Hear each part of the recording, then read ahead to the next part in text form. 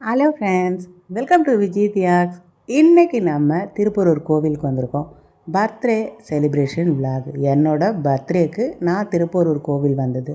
இன்றைக்கி முழுக்க என்ன அதை தான் பார்க்க போகிறோம். நான் ஒரு வாரத்துக்கு முன்னே சரவணாவில் போயிட்டு நிறைய சாரியை சுற்றி பார்த்தா 2 மணி நேரம். இந்த சாரீ எனக்கு பிடிச்சிருந்தது, மல்டி கலரில். ஆனால் தொட்டு பார்த்தா அது ஒரு பிரிண்ட்டு மாதிரி இருந்தது, கோல்டு கலர். தேய்ச்சா வருது கையில். ஸோ இது நமக்கு சரிப்பட்டு வராதுன்னு 2 மணி நேரமாக தேடி இந்த ஒரு எல்லோ கலரை தான் எடுத்தேன். எத்தனை புடவை கோடியாக இருந்தாலும் நம்ம கை எல்லோவுக்கு தானே போகும். எம்ப்ராய்டரி நல்லா அழுத்தமாக கொடுத்துருந்தாங்க, அதனால் இந்த கலர் எடுத்தேன். இது பார்த்திங்கன்னா ஒரு சில்வர் கலர் பார்டர், மேலே மெரூன் கலர். ஸோ இந்த 2 கலருமே எடுத்து வச்சுருந்தேன். எதை எடுக்கிறது. ஸோ பர்த்டேக்கு நான் எடுத்த சாரீ தான் இந்த எல்லோ கலர். இதுக்கு நமக்கு ஒரு மயில் கழுத்து கலரில் ப்ளவுஸு.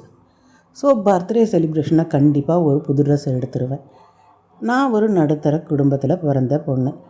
நான் படித்தது சாரதா வித்யாலயா, பர்கிட் ரோடில் இருக்குது, நிறைய பேருக்கு தெரிஞ்சிருக்கும். அடுத்தது காலேஜ் படித்ததுன்னு பார்த்திங்கன்னா எத்ராஜ் காலேஜ்.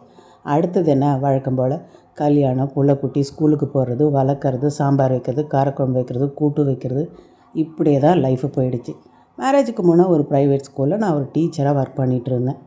அடுத்தபடி நான் நல்லா பேசுகிறேன்னுட்டு எங்கள் தமிழ் மிஸ்ஸு பார்த்திங்கன்னா 9th படிக்கும்பொழுது நிறைய ஸ்கூல்ஸில் நடக்கிற பேச்சு போட்டி, பட்டிமன்ற போட்டி, இதுக்கெல்லாம் என்னை அழைச்சிட்டு போவாங்க. அதனால் நிறைய இந்த பேச்சு திறமை காரணமாக இப்போ யூடியூப்பில் நிறைய ட்ராவல் விலாக் பண்ணிகிட்ருக்கேன். நிறைய கோவில்களை பற்றி நான் நிறைய வரலாற்று பதிவுகளை பதிவிட்டிருக்கேன். ஸோ இதுதான் என்னோட ஒரு சின்ன குட்டி வரலாறு சொல்லலாம். இன்றைக்கி ஒரு பர்த்டேக்கு ஒரு டக்குன்னு செய்யணும், ஏன்னா அடுத்து நான் கோவில் கிளம்பணும். அதுக்காக ஒரு ஸ்வீட்டை செய்து சாமிக்கிட்ட வச்சுட்டு திருப்பூரூர் முருகர் கோவில் போகணும் அப்படின்னு கிளம்பிகிட்ருக்கேன். ஃப்ரிட்ஜில் பார்த்தா பன்னீர் இருந்தது. சரி, இதை கட் பண்ணி போட்டு டக்குன்னு ஒரு கேக் செய்யலாம். உங்களுக்கும் ஒரு ரெசிபி சொன்ன மாதிரி இருக்கும், நீங்களும் வீட்டில் செய்து பார்ப்பீங்க. இதை அடிக்கடி நான் வீட்டில் செய்கிறது தான். பன்னீர் இருந்தால் போதும், சட்டுன்னு ஒரு 10 நிமிஷத்தில் சூப்பராக செய்திடலாம். வாங்க பார்க்கலாம்.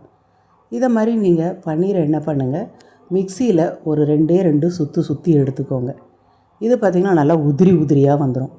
1 கப் அளவுக்கு நீங்கள் பன்னீர் எடுக்கிறீங்கன்னா 1 கப் அளவுக்கு சர்க்கரை எடுக்கணும், கொஞ்சமாக ஏலக்காய். இந்த 3 பொருள் தான், வேறு எதுவுமே வேணாம்.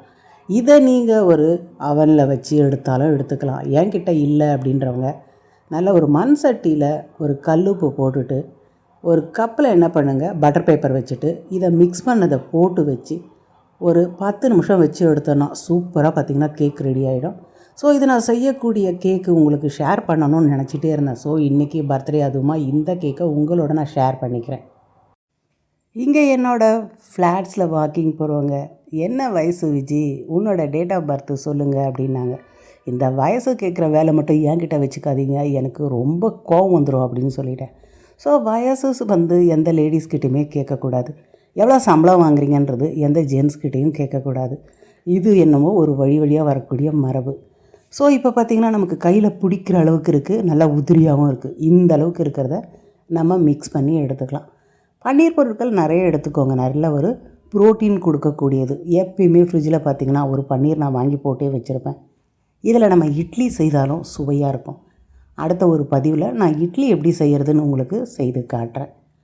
இப்போ எடுத்துருக்க இந்த 1 கப் நல்லா உதிரியாக வருது பாருங்கள். மிக்சியில் ஒரே ஒரு சுற்று தான் சுற்றணும், நிறைய சுற்றினீங்கன்னா இட்லி மாவு மாதிரி மசிஞ்சு போயிடும்.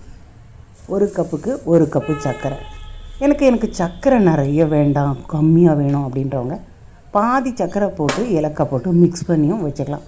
ஸோ ஒரு மிதமான ஒரு ஸ்வீட்டில் நான் ஸ்வீட் சாப்பிட்ணுன்னு நினைக்கிறவங்க இதை மாதிரியும் செய்துக்கோங்க. உதிரியாக ஒரு பூவை கலரா மாதிரி தான் கலரணும். ரொம்ப ஜென்டிலாக கலரி வச்சிங்கன்னா தான் கேக் கட் பண்ணும்போது நமக்கு சூப்பராக வரும்.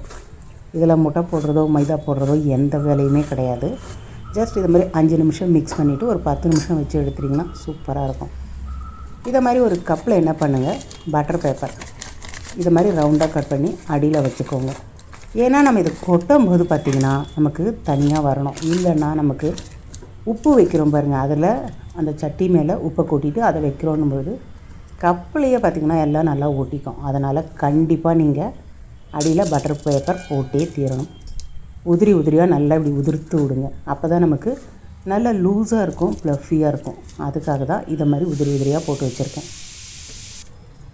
ப்ரோட்டீன் சத்து குறைபாடு இருக்கவங்க நிறைய இது மாதிரி நமக்கு கொண்டைக்கடலை எடுத்துக்கலாம். அடுத்து இந்த பன்னீர் எடுத்துக்கலாம். நிறையவே நம்ம ஸ்வீட்டே சாப்பிடவும் முடியாது. அடுத்தது கார வகைகளும் சாப்பிட முடியாது. இட்லி செய்கிறீங்கன்னா நல்ல ஒரு டிஃபனாக சாப்பிட்லாம். இந்த இட்லி எப்படி செய்கிறது கண்டிப்பாக அடுத்த பதிவை பார்க்கணும் போது இதுவரையும் சப்ஸ்கிரைப் பண்ணாதவங்க சப்ஸ்கிரைப் பண்ணிக்கோங்க. உங்களுக்கு பன்னீரில் நிறைய டிஷ் பார்த்திங்கன்னா கண்டினியூவாக வரப்போகுது. சப்ஸ்கிரைப் பண்ணி பெல் பட்டனை கிளிக் பண்ணிக்கோங்க. இப்போ உதிரி உதிரியாக வச்சாச்சு. இதை எடுத்து நம்ம செட் பண்ணி எடுத்துக்கலாம். இதை நீங்கள் அப்படியே பேக் பண்ணியும் சாப்பிட்டுக்கலாம். இல்லை நட்ஸுலாம் கொஞ்சம் நிறைய போட்டு கொஞ்சம் நல்லா ரிச்சாக வேணும் அப்படின்றவங்க பாதாம், முந்திரி, அடுத்தது கிரேப்ஸ் இதெல்லாம் நல்லா டெக்கரேட் பண்ணிவிட்டு இதை நீங்கள் அவனில் 180 ஒரு 10 மினிட்ஸ் வச்சு எடுத்தாவே போதும். சூப்பராக செட் ஆகிடும். இதை எடுக்கும்பொழுது நமக்கு தலைன்னு இருக்கும். ஆனால் ஒரு 10 நிமிஷம் ஆற வச்சுட்டு கட் பண்ணிங்கன்னா நல்லா கெட்டியாகிடும். அதை மட்டும் மறக்காதீங்க. நீங்கள் உடனே எடுத்து உடனே சுட சாப்பிட்டிங்கன்னா அல்வா மாதிரி அதுவும் நல்லா தான் இருக்கும். ஒரு 10 நிமிஷம் ஆற வச்சுட்டு அப்புறம் கட் பண்ணிங்கன்னா நல்லா ஒரு கேக் பதத்துக்கு சூப்பராக இருக்கும். இந்த டிஷ்ஷு நீங்கள் ஒரு டைம் செய்துட்டிங்கன்னா பன்னீர் வாங்கி அடிக்கடி கண்டிப்பாக உங்கள் வீட்டில் செய்வீங்க. 10 நிமிஷத்துக்கு வச்சு எடுத்து சாப்பிட்டிங்கன்னா நல்ல சுவையான பன்னீர் அல்வா கிடைக்கும். 20 நிமிஷம் வச்சு எடுத்திங்கன்னா நல்ல ஒரு பன்னீர் கேக் கிடைக்கும். ஸோ இதுலேயே உங்களுக்கு 2 டைப்பில் ஸ்வீட் செய்துக்கலாம். மண் சட்டியை நல்லா இப்போ ஹீட் பண்ணிக்கோங்க. 1 கப் கல்லுப்பு போட்டு அடியில் நல்லா இதை மாதிரி ஸ்ப்ரெட் பண்ணிக்கோங்க. இதுக்கு மேலே தான் அந்த கப்பை வைக்கணும். 10 நிமிஷம் வச்சு எடுத்துட்டிங்கன்னா நல்லா தலைன்னு ஒரு அல்வா மாதிரி இருக்கும். அதுவும் சூப்பராக இருக்கும் டேஸ்ட்டு. இப்போ நமக்கு கட் பண்ணுற மாதிரி வேணும் ஒரு பர்த்டேக்கு அப்படின்போது ஒரு 20 நிமிஷம் போல் வச்சு எடுத்துகிட்டு 10 நிமிஷம் ஆற விட்டுட்டு நம்ம கட் பண்ணிக்கலாம். இதை மாதிரி ஒரு பட்டர் பேப்பர் போட்டு கண்டிப்பாக மூடிடுங்க. அப்போ தான் தண்ணி பார்த்திங்கன்னா உள்ளே கொட்டாமல் இருக்கும். இதை மாதிரி பேப்பர் போட்டு மூட மறக்காதீங்க. கரெக்டாக ஒரு 10 நிமிஷம் கழித்து அல்வா எப்படி வரும் அப்படின்றத உங்களுக்கு காட்டுறேன். ஸோ இன்றைக்கி நம்ம ஒரு கேக் கட் பண்ணுறதுக்கு என் பர்த்டேக்கு நானே ஒரு கேக் செய்யணுமேனிட்டு இதை ஒரு கேக் மாதிரி தான் நான் செய்ய போகிறேன். இருந்தாலும் உங்களுக்கு அல்வா மாதிரி ஒரு 10 நிமிஷத்தில் எடுத்தால் எப்படி இருக்கும் அதையும் காட்டுறேன். நல்லா தலைன்னு கொதிச்சுட்டு அந்த ஸ்மெல்லு பார்த்திங்கன்னா சூப்பராக இருக்கும். பன்னீரும் சர்க்கரையும் இதை மாதிரி நீங்கள் கல்லுப்பில் போட்டு மெல்ட்டு பண்ணும்பொழுது நல்ல ஒரு சுவையான அல்வா கிடைக்கும். இது நம்ம கல்கட்டாவில் பார்த்திங்கன்னா அதிகமாக இந்த இனிப்பு வகைகள் மக்கள் சாப்பிடுவாங்க. இதுக்கு ஒரு பேர் இருக்குது. கண்டிப்பாக தெரிஞ்சவங்க கமெண்ட்ஸில் சொல்லுங்கள். ஸோ இதோடு நீங்கள் நிறுத்திட்டீங்க 10 நிமிஷத்துனா தலைன்னு பன்னீர் அல்வா சுவையாக ரெடி ஆகிடுச்சு. இன்றைக்கி நம்ம கேண்டில் வச்சு கட் பண்ணணுமேன்னு சொல்லிவிட்டு இன்னும் ஒரு 10 நிமிஷம் எக்ஸ்ட்ரா வைக்க போகிறேன். ஸோ பெண்கள் எல்லாருக்கும் ஒவ்வொரு தனி திறமைகள் இருக்கும். அதை கண்டிப்பாக வெளியில் கொண்டு வாங்க. எனக்கு இதை மாதிரி வித்தியாசமான சமையல் செய்கிறது ரொம்ப பிடிக்கும். அதை பற்றி நல்லா விளக்கமாக சொல்கிறது அதை விட பிடிக்கும். ஸோ வாங்க 20 நிமிஷம் கழித்து இந்த கேக் எப்படி வந்திருக்குன்றதை பார்ப்போம். இப்போ நீங்கள் ஒரு 20 நிமிஷம் கழித்து எடுத்திங்கன்னா நல்லா கெட்டியாகிடுச்சு பாருங்கள். இதை இன்னும் நீங்கள் ஒரு 10 நிமிஷம் வச்சிங்கன்னா நல்லா ஒரு டைட்டாகிடும். தட்டி பார்த்திங்கன்னா நல்லா ஒரு வெண்ணெய் மாதிரி இருந்தது. இப்போ பார்த்திங்கன்னா சூப்பராக கேக் மாதிரி ஆகிடுச்சு. இதுக்கு மேலே ஒரு கேண்டலை வச்சு கட் பண்ணிட்டோன்னா சூப்பரான ஒரு பர்த்டே பார்ட்டி ரெடி ஆகிடும். இன்றைக்கி நான் சின்ன ஒரு கிண்ணத்தில் வச்சுருக்கேன். நீங்கள் ஒரு பெரிய மண்சட்டி வச்சு அதில் நீங்கள் உப்பு வச்சுட்டு நல்ல ஒரு பெரிய ட்ரேயில் வச்சிங்கன்னா சூப்பராக பார்த்திங்கன்னா ஒரு 1 கிலோ கேக்கு கூட அழகாக பண்ணலாம். பன்னீர் கேக் நீங்கள் வீடுகளில் இதை மாதிரி செய்யும்பொழுது பர்த்டேக்கு அவ்வளோ அருமையாக இருக்கும். தேன் மாதிரி இனிக்கும். நான் எடுத்து 10 நிமிஷம் கழித்து இதை மாதிரி ஒரு பிளேட்டில் வச்சாச்சு. அடியில் போட்ட இந்த பட்டர் பேப்பரை எடுத்துருங்க. தேன் மாதிரி இருக்கும். அதில் வர அந்த ட்ராப்பு பார்த்திங்கன்னா டேஸ்ட்டு சூப்பராக இருக்கும். ஏன்னா இந்த பாதாம், முந்திரி, அடுத்தது இந்த திராட்சையோட இந்த சர்க்கரையும் அடுத்தது பன்னீரும் சேர்ந்து அந்த உப்பில் அப்படியே மெல்ட் ஆகுது பாருங்கள். இந்த மாதிரி கேரமலைஸ் ஆகிறது சாப்பிடும்போது அவ்வளோ அருமையாக இருக்கும். ஒரு டைம் நீங்கள் இந்த பன்னீரை இதை மாதிரி டேஸ்ட் பண்ணி பாருங்கள். ரொம்ப சூப்பராக இருக்கும். உப்பில் ஒரு மாதிரி நமக்கு கருகுன மாதிரி இந்த மேல் பக்கம் இருக்கும். அது இன்னும் அல்டிமேட்டாக இருக்கும். என்னோடய ஃபேவரெட்டான இந்த பன்னீர் கேக்கு தான் இந்த பர்த்டேக்கு நான் செய்திருக்கேன். கண்டிப்பாக உங்களுக்கும் இதை செய்வீங்கன்னா ரொம்பவே பிடிக்கும். பாதாம் நான் முழுசாக போட்டிருக்கேன். இன்கேஸ் நீங்கள் இதை ஒரு பவுட்ரு பண்ணி போட்டாலும் சூப்பராக இருக்கும். முந்திரியும் பவுட்ரு பண்ணி போட்டால் இன்னும் அருமையாக இருக்கும். எனக்கு பிடிச்ச இந்த ஒரு பன்னீர் கேக் தான் இன்றைக்கி இந்த பர்த்டேக்கு நான் செய்தது.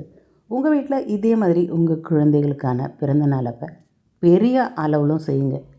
இது இவ்வளோ டிஃப்ரெண்ட்டாக இருக்கே, இதுக்கு முன்னே எங்கேயுமே சாப்பிட்டது இல்லையானுவாங்க. அந்த அளவுக்கு சுவை பார்த்திங்கன்னா அட்டகாசமாக இருக்கும். என்னோடய பர்த்டேக்கு நான் செய்த இந்த பன்னீர் கேக் எனக்கு ரொம்பவே பிடிச்சிருந்தது. நீங்களும் இதை ஒரு வாய் சாப்பிட்டு பார்த்து எப்படி இருக்குன்றத சொல்லுங்கள்.